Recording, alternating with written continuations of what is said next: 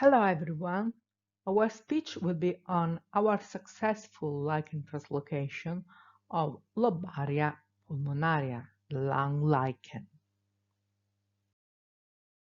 Is the translocation a useful tool for conservation purpose? It is a good question and we try to answer. Translocation, the international movement of species for conservation purposes, have sharply increased in the last decades, as demonstrated by thousands of translocation projects performed worldwide and involving animals, plants, fungi, and lichens. Despite translocation techniques are now popular among conservation biologists, tracking translocation outputs and methods is challenging. The main reason for this challenge is that most translocation cases are not published in the scientific literature because they have been implemented in the frame of practical conservation actions and are reported in the grey literature because they have been unsuccessful or because they do not address any specific research questions worth a scientific publication. Recent initiatives like the IUC and global reintroduction perspectives represent useful reports of translocation.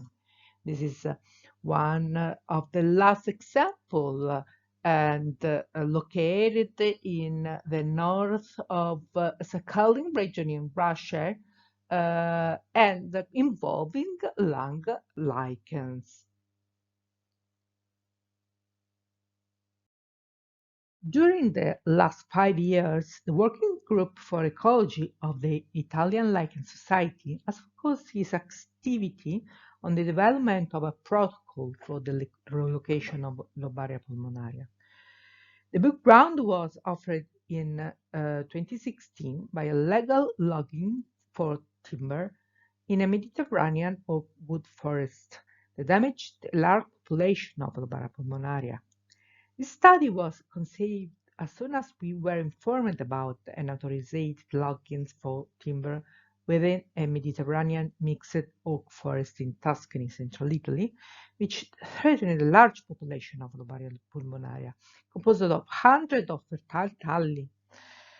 Whole thalli and thallus fragments fallen to the ground or remain on the cut trunks have been collected and used for this research by volunteers. Long-term monitoring campaign on the effectiveness of transplantation was carried out in one of the main habitats in Mediterranean ecosystems, high-logged and unlogged oak forests. Baria pulmonaria was exposed using a specific transplant device. We call it barrella, composed of a sterilized bandage supported by a plastic net. Concerning practical reasons, each device brought 5 meristematic or 5 non-meristematic fragments of the thalli on the bandage using cotton threads in a way that each lichen fragment did not overlap with the others. Chlorophyll A fluorescence emission and total chlorophylls are used as a proxy for the overall vitality of the transplants, while their growth is considered as an indicator of long-term effects.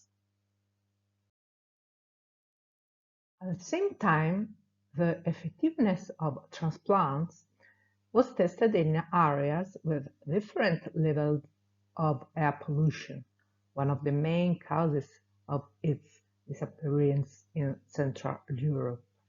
Comparing the results of transplants located in Italian areas that already host native and in the Western Carpathians, in areas where the species occurred in the past, but it's currently extinct. Our results outline the potential for meristematic fragments under suitable growth conditions in hot forest.